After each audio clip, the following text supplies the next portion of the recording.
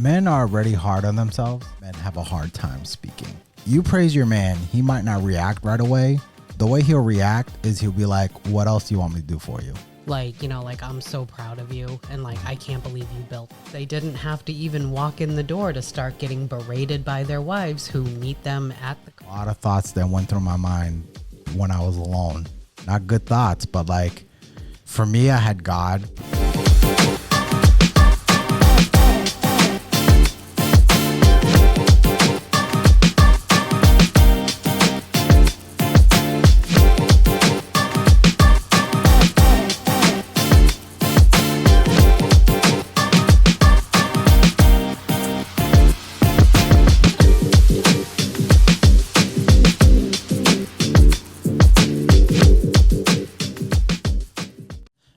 We recognize Men's Mental Health Month. I know some people recognize June as a different month, but we don't.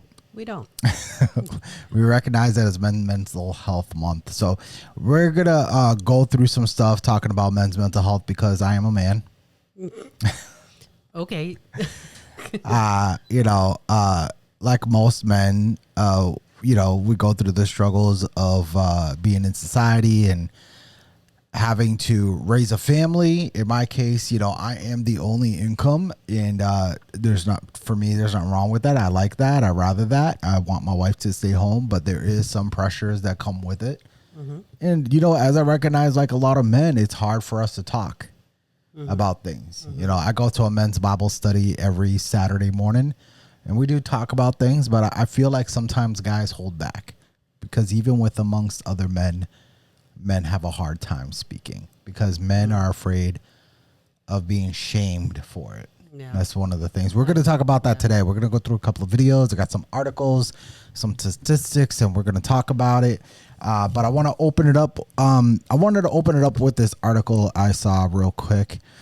And it's going to talk about some of the statistics here. It says here in the United States... Actually, I have it set up here like this. All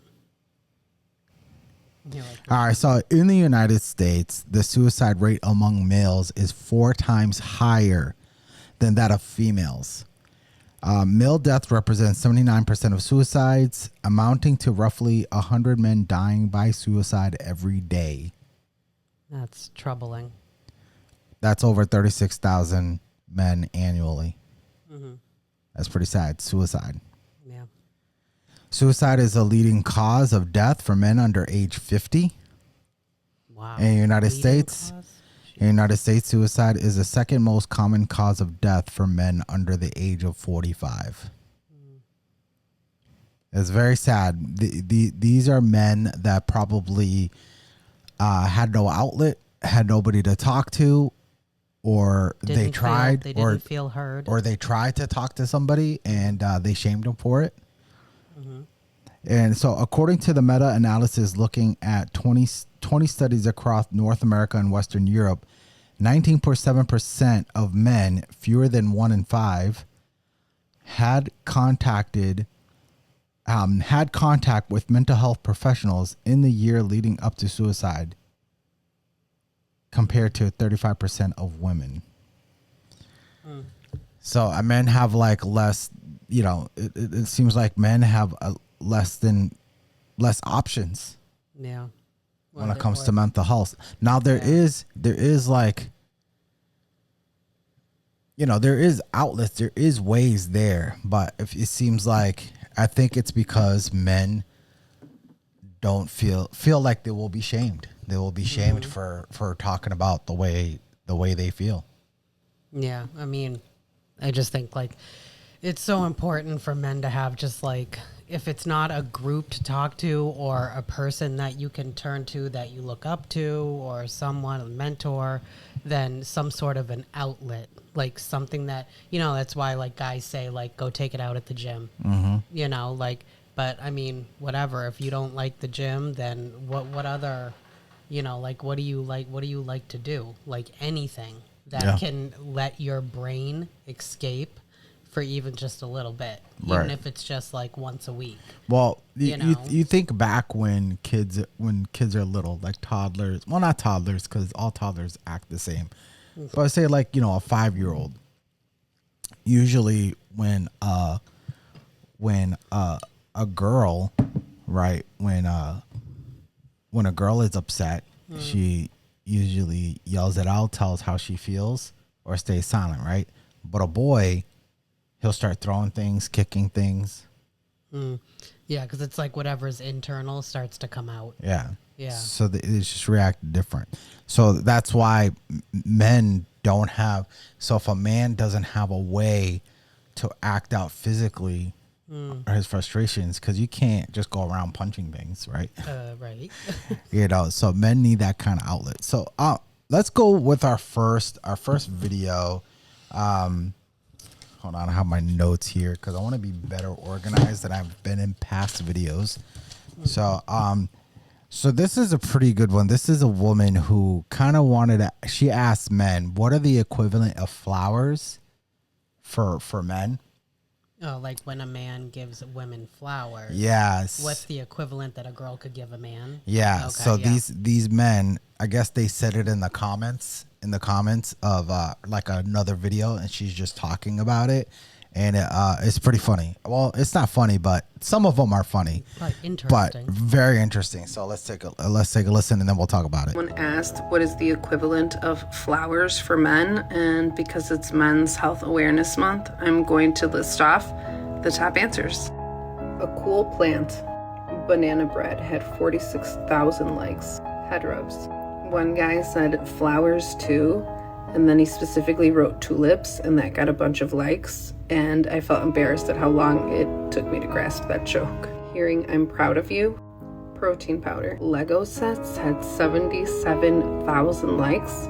Back scratches had 26,000 likes. An hour of silence. Some top had 113,000 likes. And coming in on top at 239,000 likes.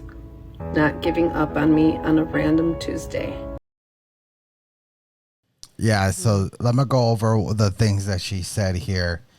Yeah, so banana bread had 46,000 likes. Banana bread. Hey, just men- randomly make the banana bread. Men love a woman that bakes. There was this video where there was like these old 1980s dating videos where women would just make a video of talking about themselves, and it would send out to all these eligible bachelors, right? So somebody made a video of all the different women, and there's this one woman, I think her name was Linda, and she brought a piece of chocolate cake. And all the men were like, Linda, because she brought the chocolate cake. Yeah, she's like, I want her. And there was another woman that was much better looking than Linda, but Linda brought the cake. Mm-hmm. That's what everybody loved, right? Tulips, that is a joke that I'll probably tell you off screen. Okay. Hearing I'm proud of you. Like, I was just showing Tina a video earlier. There's this girl named Emily that we watch. She reacts to a lot of videos. She's all about not really the red pill, but like not shaming men and women being good to men. And she was reacting to a video where a woman asked her husband to build a deck for the pool, and she's videotaping the deck. It wasn't done, and she said it's pretty much done, but it wasn't done. We're like, no, it's not. But she was just like praising him and saying how happy she was. And he just kept She's like, working. "You're doing She just kept such a working good because job." men aren't going to be like, oh, thanks, I appreciate it. Men are going to do that. He's just going to keep working and just bask. Just bask in his wife talking him up, right? Now he has a little glow Right. him. Like, yeah, I mean, the way women, let me talk to the women right now, right? You praise your man, he might not react right away. The way he'll react is he'll be like, what else do you want me to do for you? Mm-hmm. That's how you know he was very appreciative of what you said to him. Mm-hmm. Another one is head rubs. Running the fingers through your hair. Yeah. That's nice. Relaxing. I thought it was funny. A cool plant. I don't. Okay. I don't know. Maybe like What are those ones that eat the mosquitoes? The fly. Oh, the Venus flytrap. Yeah, I'm like the fly. that's a cool plant. If you got me that, I'd be like, all right, cool. You'd kill it. Protein powder.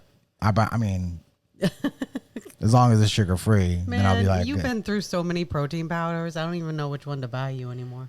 This one's so only few. Only there was. She didn't say how many likes all of them got, but the other one that got likes, I said banana bread 46,000, but the other one that got a lot of likes was Lego sets.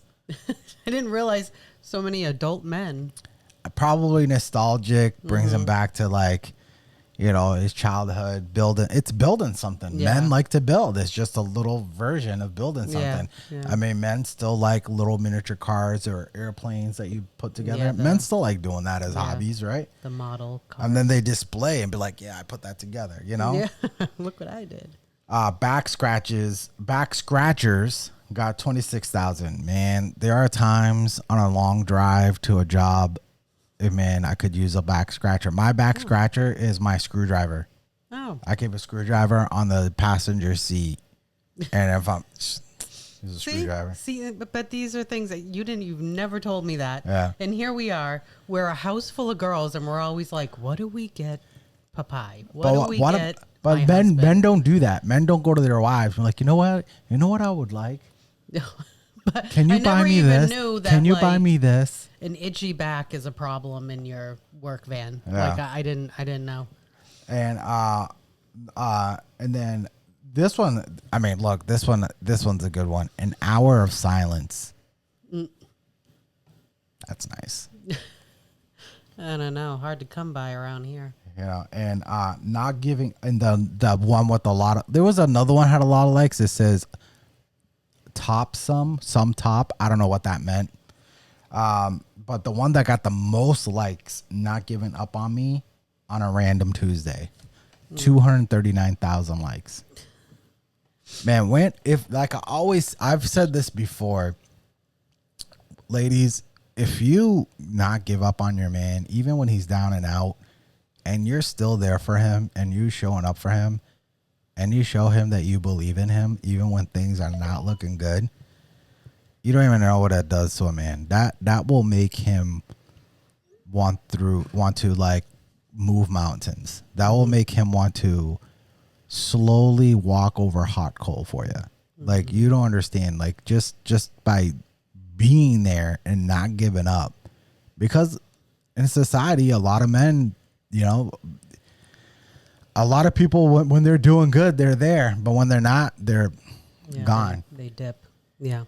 And a lot of women have like a preconceived notion of what their life is going to look like. Like, I'm going to get married, and then we're going to buy the house with the picket fence, and then we're going to have a boy and a girl. And and you hear online all these women saying, I want a man that's making six figures. He needs to make 100K, 150K. If he makes less than that, then he's not good. Or if, there are times you ask them, what if he was making 200K and he lost it all? Then like, I'm gone. So like, they're basically saying, I'm only there because he has the money. And like, you're reducing men down to the dollar. But also, I would tell these men, stop living online, because all these women you hear online that do that, they're not the majority of women. I don't care what people say. I don't care what the red pill say. Not all women are like that. Are there a lot more women like that than there in the past? Yes. But they're not all like that. So men, don't live online. You live online and you hear that day in and day out, you're just going to turn cold. I mean, the same thing happens to women who are completely convinced now that all men are dangerous. Yeah. But then they're the same people that would say, they're the same people that say, I choose the bear.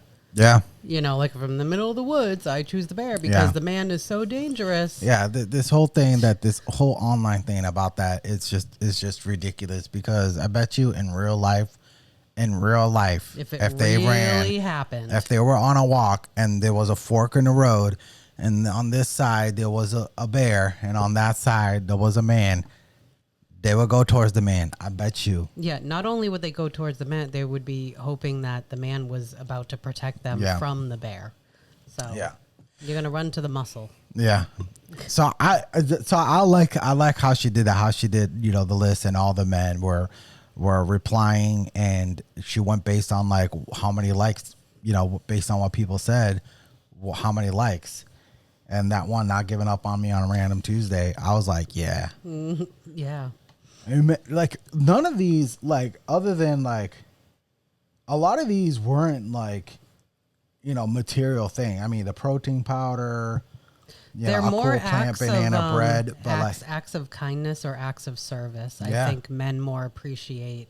You know, they want to verbally hear, like, you know, like, I'm so proud of you, and like, I can't believe you built that. That's the best thing I've ever seen. You know, like, you guys like the verbal praise, but I think like when women show you like acts of service, yeah. or something that it just like it just does something. Yeah. It definitely does. All right, so let's listen to this other one. I've seen this video several times before, but I was like, you know what, this would be a good video for this episode. So woman, she's on her TED Talk, and she talks about her reaction she had at a book signing with a father, and it's really interesting.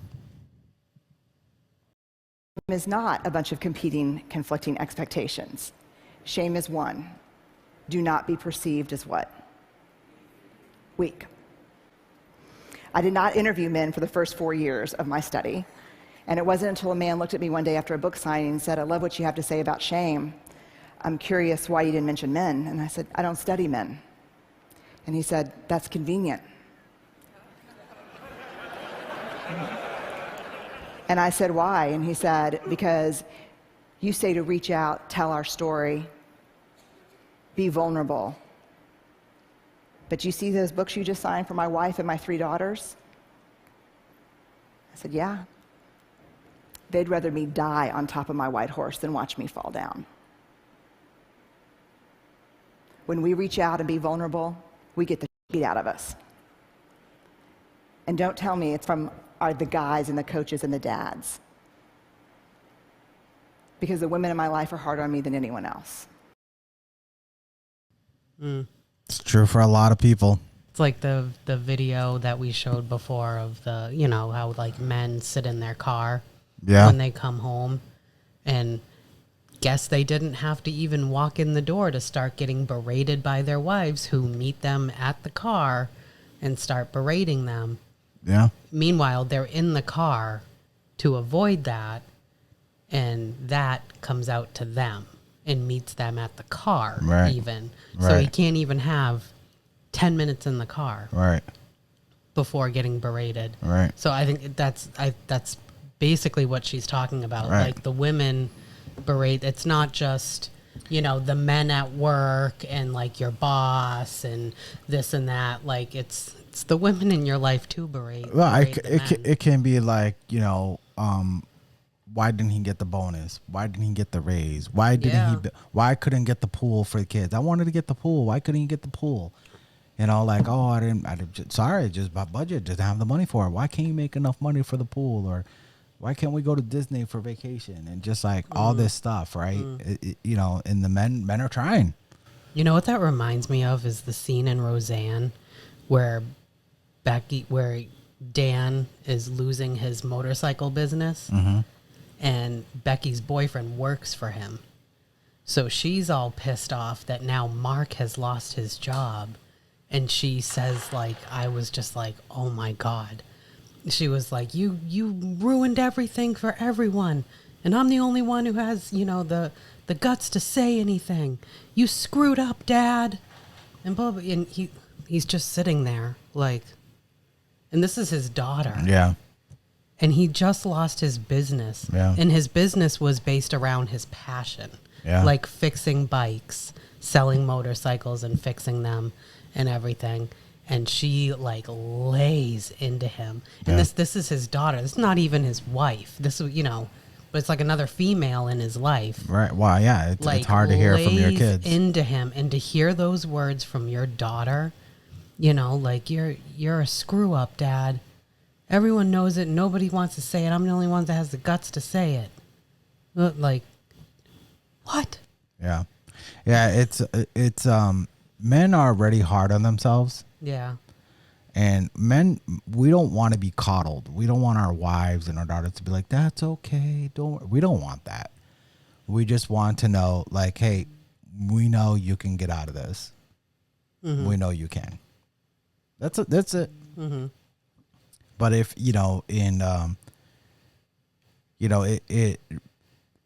no one's harder on a man than himself. Mm-hmm. And men aren't looking for sympathy. We're just looking for somebody to be there and somebody to know. Support. Yeah, to be like, look, we know you can get out of this. We know you. I trust you're better you. than this. Yeah, I trust you. That's it. That's all we're looking for. You'll work it out. Yeah. That's all we're looking for. So like I know what it's like to be down and out. Before I became an electrician, I worked in financing, mortgages. Then I worked in Fidelity Investments, and then from there I worked in a private sector company, but it just kept going down and down. I had no education. I had no college degree. Just had a high school diploma. Mm-hmm. Trying to work my way in the corporate world without a diploma was hard. Yeah. And we owned a home and we got foreclosed on, and hey, that was a low point. Yeah, that was a low hard point. on everybody. I had no one to talk to. Yeah. No one. There's a lot of thoughts that went through my mind when I was alone. Not good thoughts, but like for me, I had God. God was there for me, and I feel like if I didn't have God, I think maybe some of those, when I had some of those not good thoughts, instead of being like, wait a minute, why am I having this thought? Let me look to God. I probably would have been like, yeah, I deserve this. I deserve this bad thing I'm thinking about, right? So, this is when the enemy is there. When a man is alone and vulnerable and has nobody to talk to, that's when the enemy, aka the devil, shows up. Yeah. That's when he shows up. Yeah, he's going to use it as a way to destroy your marriage, destroy him, because he's the head of the household. He's the lead of the family. Yeah. So, yep, he's going to take every inch. Yeah, and it seems like the devil showed up for 100 men a day. Mm-hmm. Pretty sad. All right, so let's go on to the next one. So talking about that bad thoughts, this is Alan Richardson. You know him as Reacher. Uh-huh. All right, so he's the actor who plays Reacher. I first saw him when he was in Smallville, and he played Aquaman. And he's on a podcast with Rosenbaum, who played Lex Luthor in Smallville.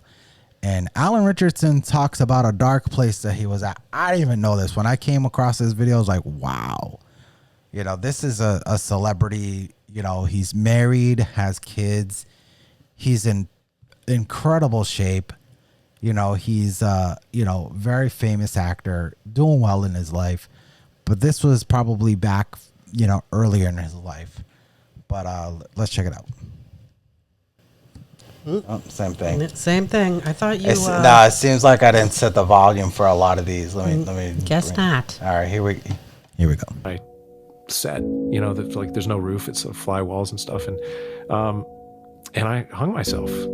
And you hung yourself. Yeah. And it's still hard to think about the fact that like I would do something like that to myself, especially with kids. But I now understand what it's like when people are like, I don't understand why they would kill themselves. And I'm like, I can tell you from experience, they thought they were giving the world a gift. That is the saddest lie that we could tell ourselves. But I thought that I was doing my family and my community a favor because I was such a mess mentally. Nobody ever tells you that like when you get to the top, there's nothing there. There's nothing there. There's just more of that. If you want it, I had ground and scraped and fought to make movies and to make the things that I wanted to make and to sell books and sell scripts. And I was doing all those things. And then I get there and I'm like a broken shell of myself with this relationship that threatened to sort of like truly like wreck my life. And I had done nothing to deserve that. And, I'm like, what is life? Like, what, I'm so backwards. Or you thought everything that was going to make you happy didn't. Yes. Everything you wanted to do, you were doing, but you still weren't happy. Yeah, see, this is a man who had everything, right? Has everything. Yeah. You know, and well, it seems like he accomplished things that he thought would, like he said, that other guy said, like you accomplished things that you thought were going to make you happy in the end, and then you weren't happy. Right. And see how he talked about, like, he didn't talk to anybody about it. He's talking about it now, which is great. This is that right there, that podcast. I see it on Bernthal, The Real Ones. Incredible podcast. Bernthal, if you guys don't know who he is, he played Shane on The Walking Dead, plays the Punisher. He's plays Ben Affleck's brother in The Accountant. An incredible actor. Such a solid dude. And it's so funny, like him in real life, the way he talks in real life, that's like his characters. It's like all his characters. It's funny. But he has this podcast called The Real Ones, and brings actors come in, and it's literally like a therapy session for these guys. I first heard about it when Shia LaBeouf was on there. Incredible episode. I'm telling you guys, incredible episode with Shia LaBeouf. But he's had guys on there just breaking down. It's like Bernthal is there. He sees them. You know, he sees them and just like, dude, this is like no judgment here, man. Let's just talk. Lay it all out. You know, it's a great episode. So it's like that's what's happening right there with Rosa Bauman and Richardson. So, yeah, man, it doesn't matter where you are in life. You can be, you know, not make a lot of money, or you can make a lot of money. You know, mental health can get you with all these men, because he was probably climbing. He probably felt alone. He probably still felt alone. Still felt alone, because even though probably things didn't go his way, or he was like, I'm not fulfilled, I'm not feeling happy, and he's like, who can I talk to about this? I'm a successful celebrity, and I'm not happy. Who am I going to talk to about this? Yeah, like, oh, you're not happy with your millions of dollars? Yeah. Oh, you poor thing. Right. So like, I don't know, people will say, oh, women too. And they'll probably say that to women too. Yeah, but less likely. You know, women will be like, oh, I understand. Like, less likely. Well, women talk more about their feelings with each other than men talk. It's like, I don't know, kind of uncomfortable for men to talk about feelings with each other. Right. You know, but also this video is like a prime example as to what you were just talking about with what what the devil is capable of doing, because he literally told this man that your family and this world is going to be better off without you. Yeah. He literally told him that. What do you think that was, saying that to him? Yeah. He probably has this beautiful family. He's got friends.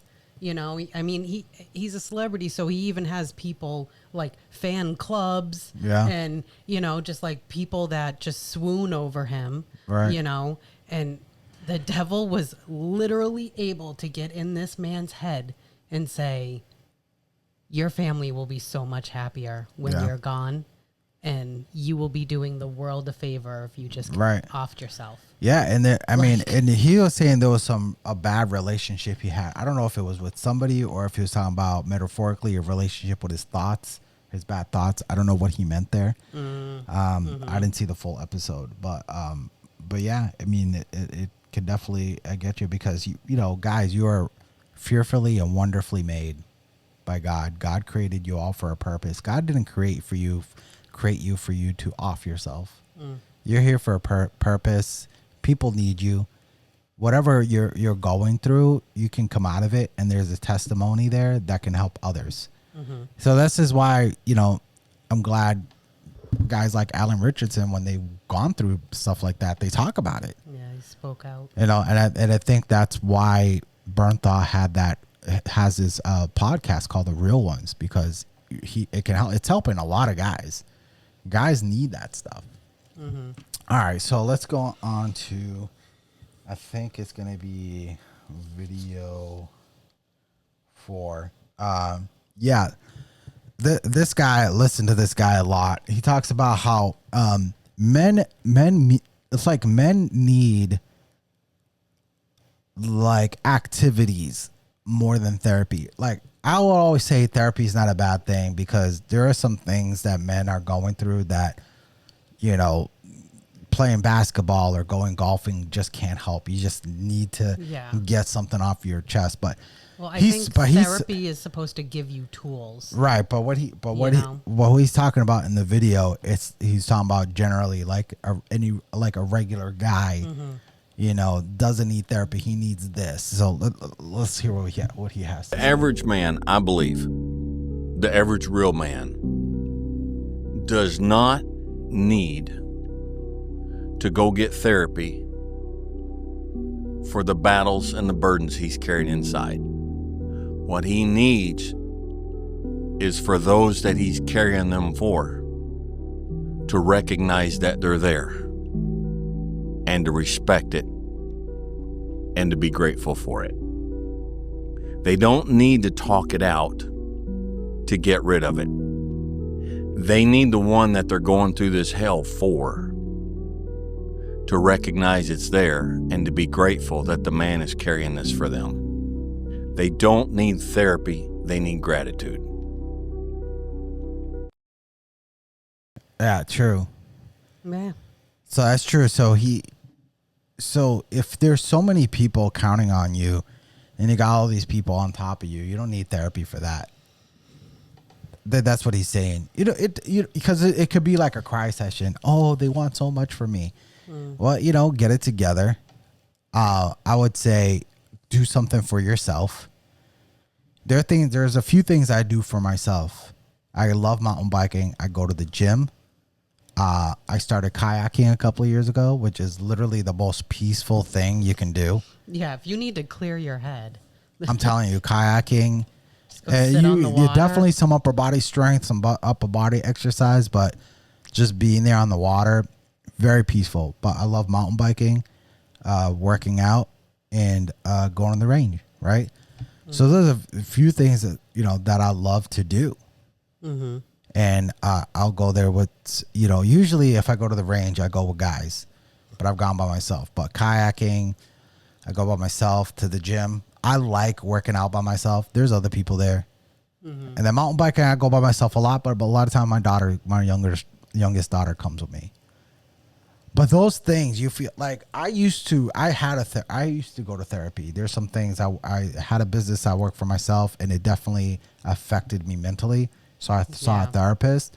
Yeah, when something's going on mentally like that, you need to know techniques. Right. But I started mountain biking. Therapist. I started mountain biking more, and I started going back to the gym more, and then I didn't need a therapist anymore because literally mountain biking, that physical activity and working out definitely it helped me a lot. It helped me big. It probably helped that we had already done marriage therapy. Yeah, we went marriage counseling. That helped a lot. Yes. Things changed in our marriage. Things changed in our communication. Things changed with me. Yeah. With you. Yeah. Just to be more appreciative of you. Right. And, and to outwardly tell you that. Right. Men can't read your mind. Just say the thing. Right.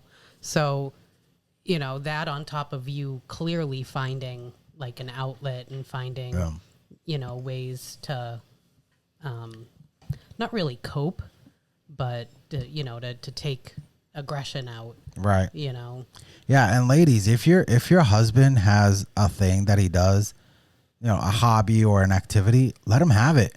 As long as he's not abusing it. No, I mean, as long as he's not the guy who's not going to go mow the lawn.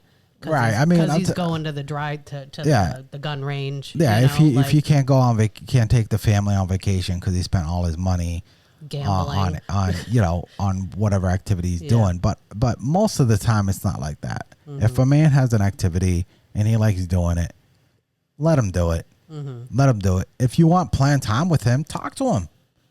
Just like, hey, what are you doing Saturday? Are you gonna go mountain biking?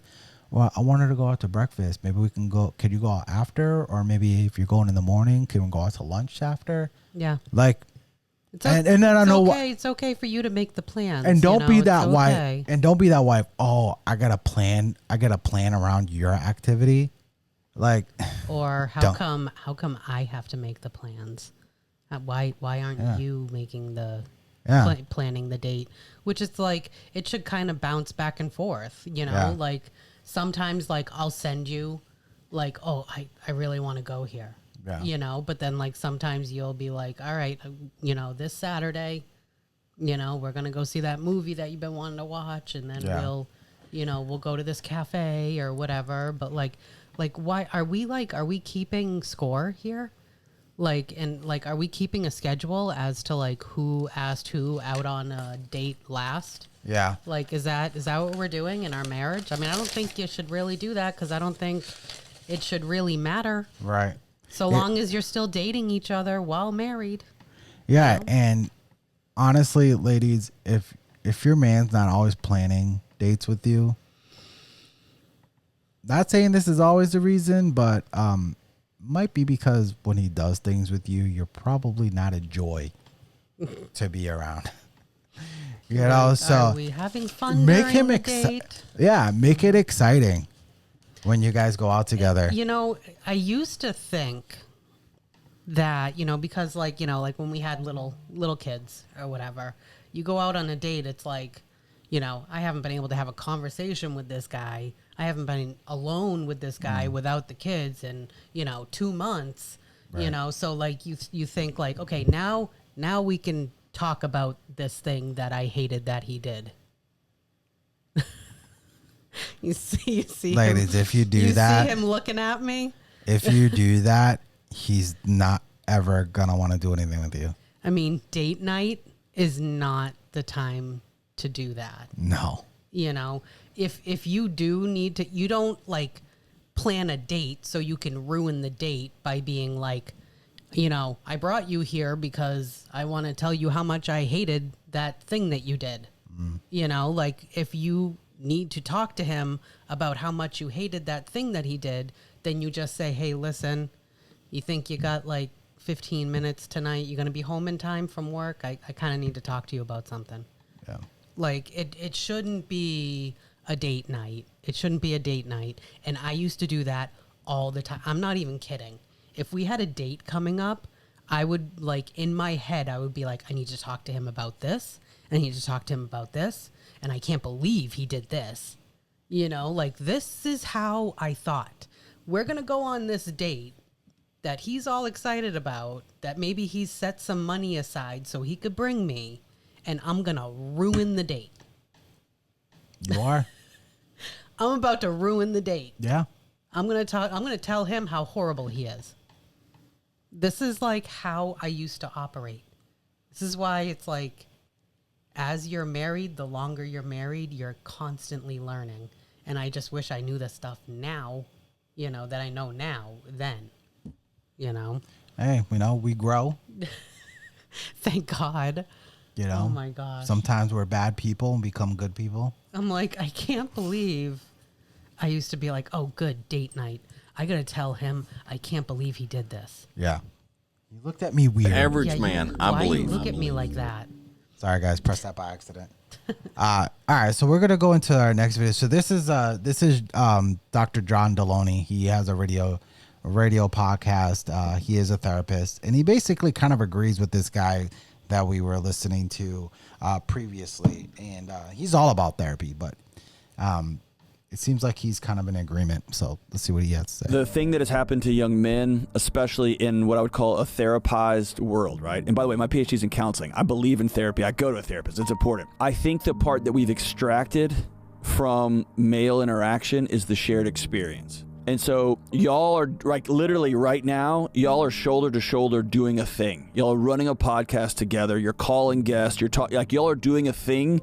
And that shared experience gives the male nervous system permission to also say, bro, I'm not doing great. What the therapy context has done to men and said, y'all just need to get in a room and stare at a therapist that you don't know and just start talking. If there was a therapist for men who they went and dug holes and they talked not eye contact to eye contact, but shoulder to shoulder, I think you'd see a transformation. Finding a shared experience, and there's a million ways you can do that. But man, I've had some really powerful conversations sitting in a deer blind, looking out the same little window with a buddy. I've had some powerful conversations driving somewhere, doing a thing, serving the home, whatever, that I would not have had if we had been like, all right, guys, we're going to sit together and share our feelings. What's happening that's going to give my body permission to speak openly? I think we got to take that seriously too.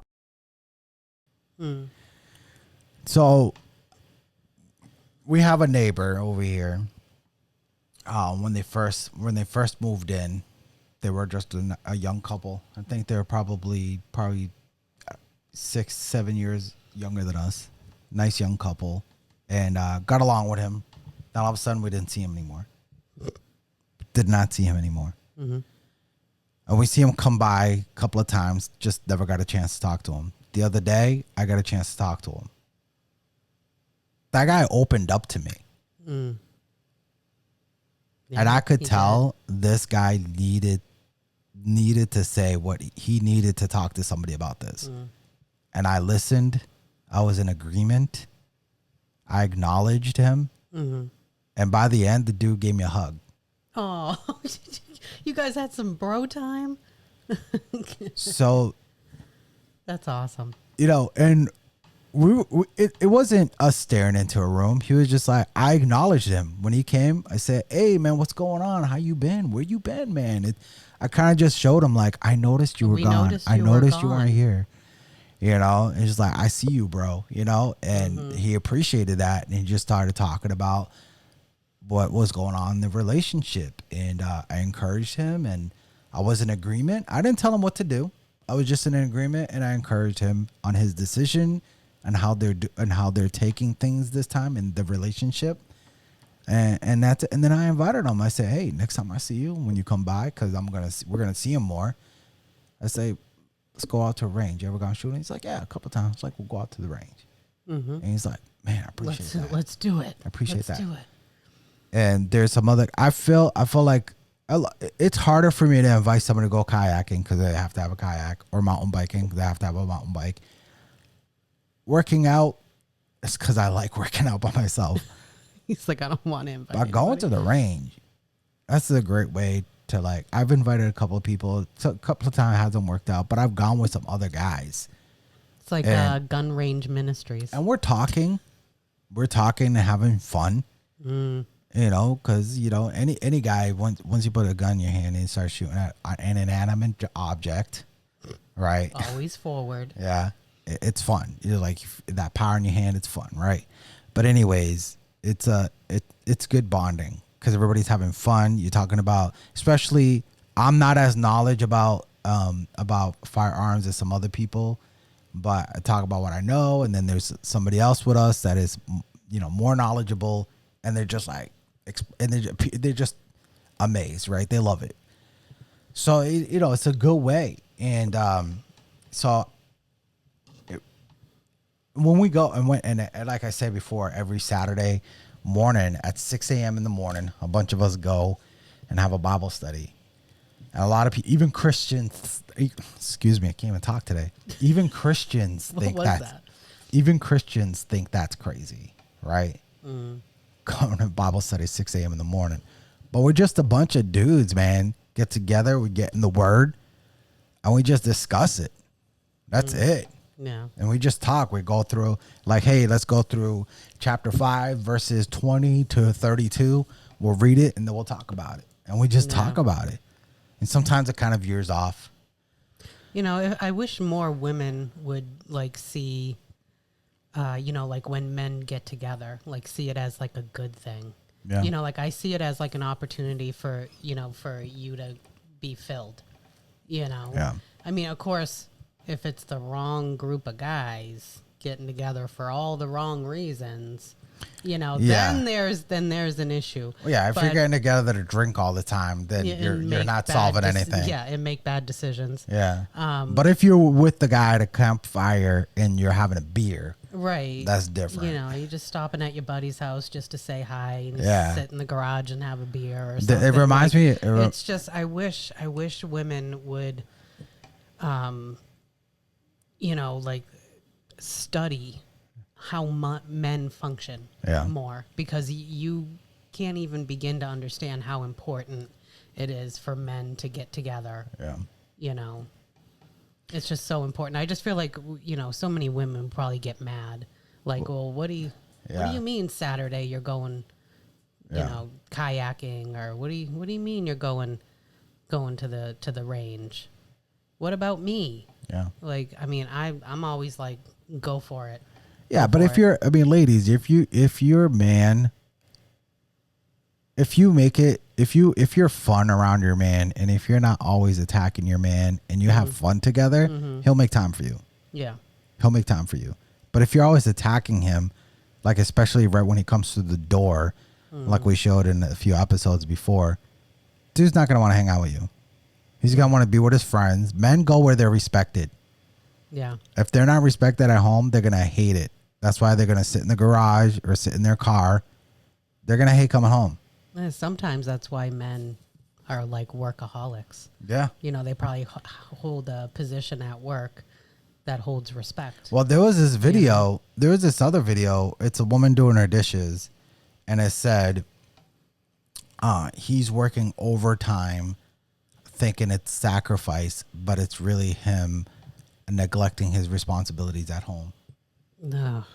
I mean, how twisted is that? Like if you thought that, if I was out there working 10, 12 hours, 10, 12 hours a day for, you know, so you can stay home and still pay the bills and still be able to go on vacation and renovate stuff. If I was working 10, 12 hours a day and that's what you thought, I would be like, and then I posted it. Yeah, I would. And then what am I going to tag you in that one? I would be thinking, why is she with me?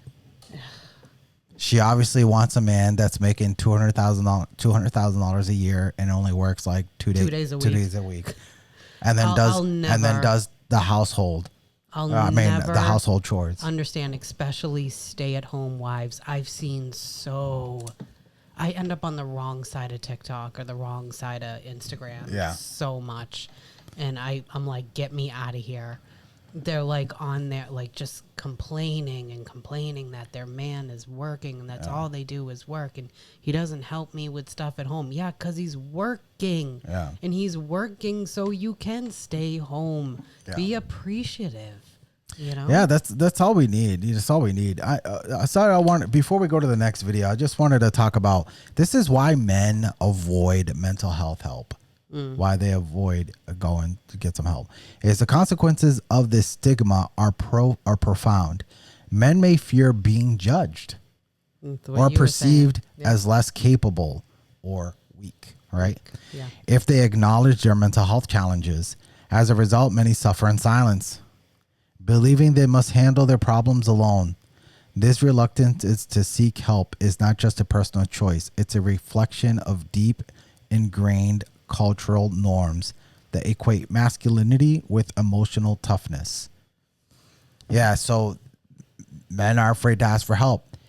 And when men are together, we don't ask each other for help. We don't say, hey, can you help me? Can you give me some money? We don't. We just like, I need some encouragement. Have you gone through what I'm going through? I need some encouragement. They say that without saying it. Right. And then men are like, all right, this guy needs some encouragement. This guy needs some good word. This guy needs to know that he's not alone and that people believe in him. Because real men that feel alone don't want help. A man will die on a hill. They will die on that hill. You know, before asking for help. Yeah. They don't want help. All right, so this woman, she's recognizing that women were never taught to acknowledge men or to receive what a man says. You know, they say that men are taught to be men and to be self-sufficient and to be good husbands and to be providers and leaders, but women are not taught to be a good wife, to be, you know. Yeah. They're taught on what kind of husband to find, but not what kind of wife to be. Yeah. So let's go on to this last video. I think it's video 6, and we'll talk about it. Men don't talk, and this is something that we have to look at. They're taught to be a man and internalize everything. And then on top of that, us women, we have never learned, we were never taught what it means to create the atmosphere for your man to open up himself to you. And so in times and moments where your man opens up himself to you, it's very hard for you to receive it. In fact, in a moment where you were upset at him, angry at him, mad at him, you used that information that he gave you, which was so sacred, against him. It was a slap to his face. And now you're asking yourself, why doesn't he talk? Why doesn't he want to speak to me?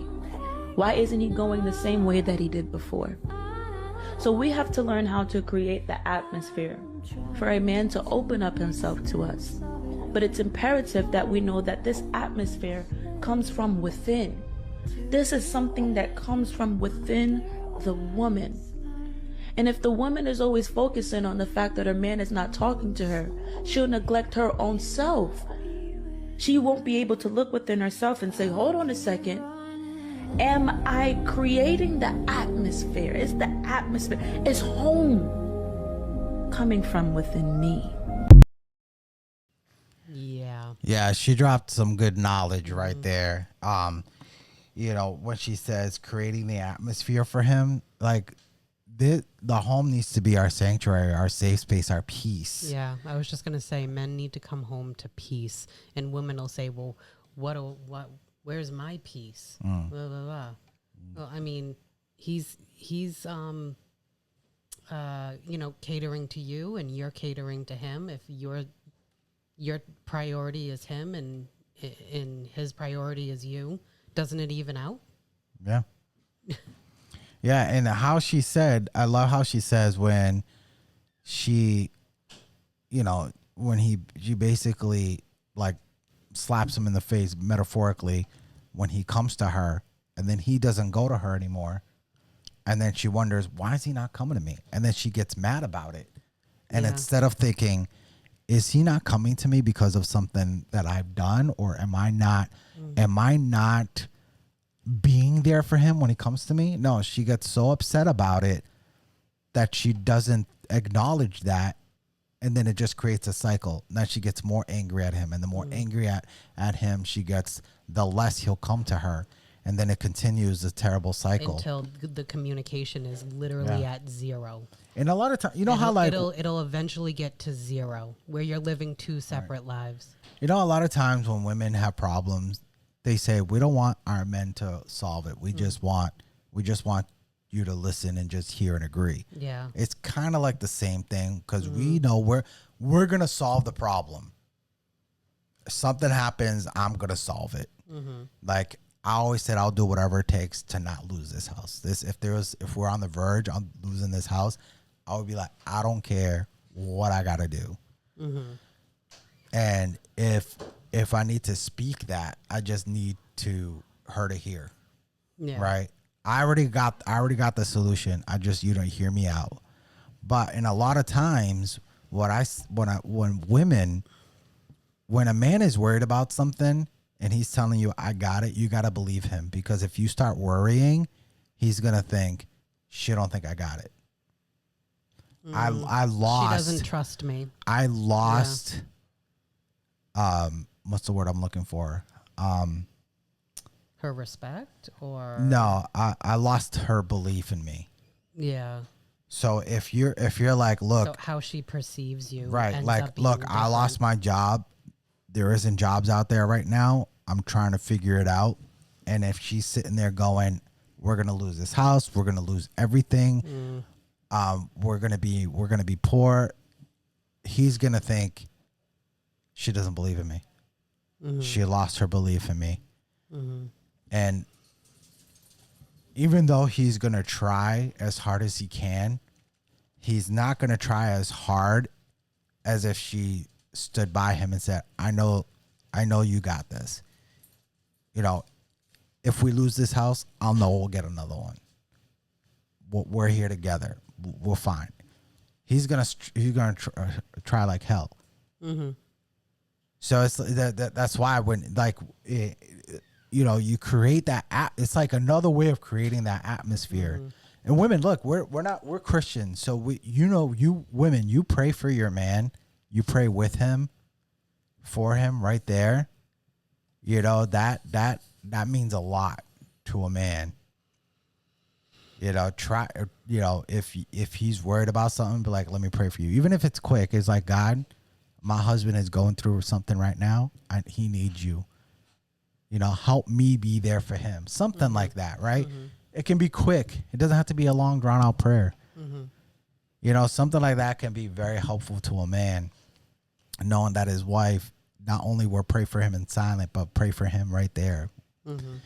So it's a great atmosphere to create. So ladies, just take note, you know, be there for your man. Let him know that you believe in him. Whether it's give him a hug, give him a kiss, or it doesn't always have to be verbal. Men understand nonverbal sometimes. Yeah.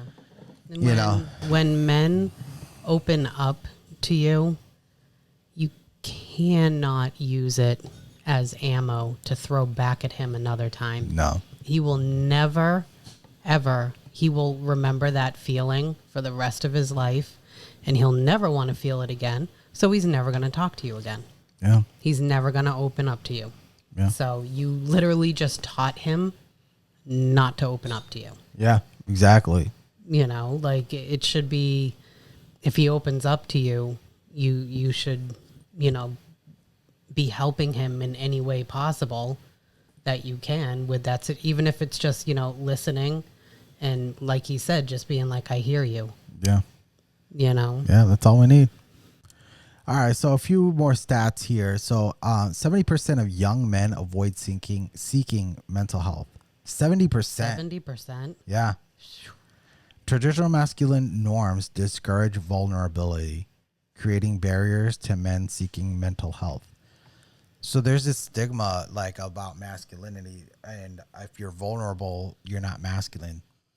Mm. You know, I always say a man that can't control his emotions is not masculine. You got to learn to control your emotions, but also seeking help. There's nothing wrong with that. You're not less of a man for seeking help.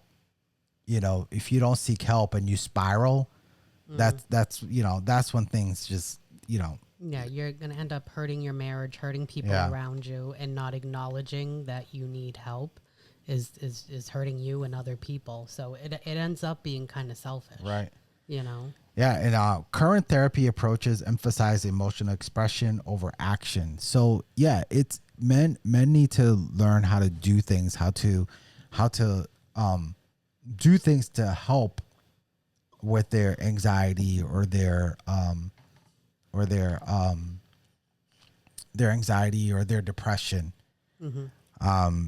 You know, like we always say, that's why a lot of guys say hit the gym. There's all these videos about if a man gets dumped by his girlfriend, just hit the gym. You know, like go to the gym, bro. You know, go jog, go for a run. Yeah, do something physical. Do fun. It doesn't. I know all guys don't like going to the gym. There's nothing wrong with that. It's, if you're not less masculine if you don't go to the gym and lift weights, but every man should have some type of fitness, or you know, so go running or go for a walk, or you know, kayaking or biking, whatever it is, something physical, you know, it definitely helps. Because you're focused on the activity. This is how men are. Women, I think they'll still be thinking about all these different things while they're mountain biking. Right in the middle of doing whatever we're doing. We're thinking about what am I making for dinner tonight? Right. A man goes to the gym, goes mountain biking, goes jogging or whatever, kayaking. He's just focused on the activity. That's it. He might think some other things here and there, but mostly focus on the activity. Especially if you're kayaking, where it's so peaceful and quiet. You can you're just enjoying. You're just taking it in and going, wow. Yeah. Mental health campaigns and resources rarely target men. That's true. I mean, you see a lot of it now. A lot of it's a good thing that a lot of influencers are connected with certain services, mental health services. Yeah. So, because, they got to do their commercial. Right. And, it'll be like the husband does the commercial for the therapy, and the wife does it next time. So it's like you're seeing that, like, men and women. Right. So if you're watching YouTube and stuff like that, you'll see that, that they're connected with, this therapy service or whatever. Right. And like the men are, being like, this is how it's changed my life, and this is why I use it, and thank God I have it. And so you see it a little bit more just because of social media. Well, you see a lot. I mean, I see a lot of mental things about men's mental health now because it is Men's Mental Health Month, but it's going to start dying down next month. Yeah. And Once it dies July down. comes, it'll die down. Yeah. All right. So suicide rate for men versus women in the United States, men die by suicide at a rate nearly 4 times higher than women. 4 times. Yeah. Approximately 1 in 5 adult men in the U.S. experience mental illness each year. Yeah. A significant treatment gap exists, with only about 42% of men with a mental illness receive professional care, compared to 60% for women. Men account for approximately 79% of all suicide deaths in the United States. Holy smokes. Societal stigma and traditional masculine norms that emphasize stoicism and self-reliance are major barriers that prevent men from seeking timely help. Suck it up, man. Suck it up. Well, it doesn't help. Be a man. Yeah. I mean, it doesn't help. The only with time, everything going on now in society and like the feminization of men. right? And like them just, like you said, like men, carry a lot on them, and they want to carry it so they can take it off of you, and they want to help people around them and stuff. Right. Like if you have, society has created this weak man, Right. he can't carry that. You can't coddle them. Like he's not gonna handle stress the way, like, I just think it's so different now from, like, let's say in the 90s or the 80s. It's just so different now, and I just think that it's harder for men to handle or to deal or to cope or whatever. They're just, like I said, you can't deny that there's been a like massive campaign to feminize men. Right. And then they came up with this term toxic masculinity, which doesn't help anything because it doesn't make any sense anyways. Yeah. Because if you're toxic, you're not masculine. Right. So yeah, if you're a man that leads your family, works hard, takes care of your wife, that's toxic, right? The actual definition of masculinity is getting completely shadowed over, and now masculinity is seen as toxic. When if you are toxic, you are not masculine. Right. It's the complete opposite. But like, definitions don't matter anymore, I guess. No. Definitions don't matter. We just make up our own stuff, when we want to push an agenda. Right. We just make stuff up. So exactly. And this is why it needs to be acknowledged more. So men often daily seeking treatment for mental health symptoms. I'm sorry, not daily. Let me read this again. Men often delay seeking treatment for mental health symptoms for an average of 11 years. So 11 years. So they've been denying. feeling like a certain way for 11 years. And year 11, they're like, okay, something's wrong. Yeah. So they're just like carrying it like, oh, this is normal. Right. I mean, look, so I was listening to, this is extreme, but I was listening to about Jeffrey Dahmer. Oh, here we go. How he had some mental health issues. He didn't want to be alone. That was his big thing. That was the thing that drove him. That's why he murdered the men and eventually would cannibalize them because they were with him. And if they're dead, they would never leave him. So look, stuff. I know it's extreme. That's very extreme.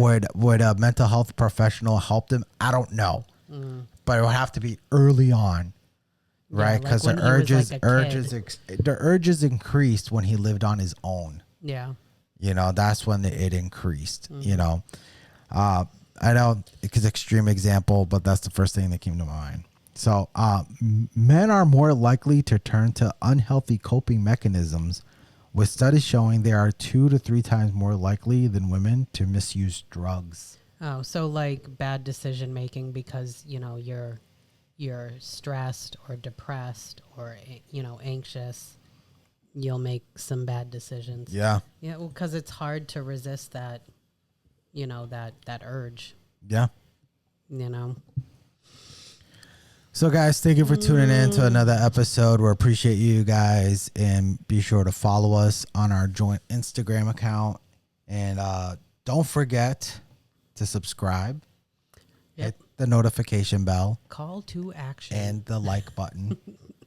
Hit the like button. We appreciate you guys. Join the conversation. Leave us some comments. Be nice. We're creeping on 800,000 views on our channel. Most of them on our shorts. Yeah. We got a lot more views on our shorts. If you've been seeing like our shorts, like just don't forget to go ahead and subscribe. But you know what? I might start making some short form content, maybe like some 4 to 5, 6 minute clips of our episodes. If you guys like that, let us know. We'll try to make more content there. That's it. So, all right, guys, thank you for tuning in. We'll see you on the next one. Peace. Peace.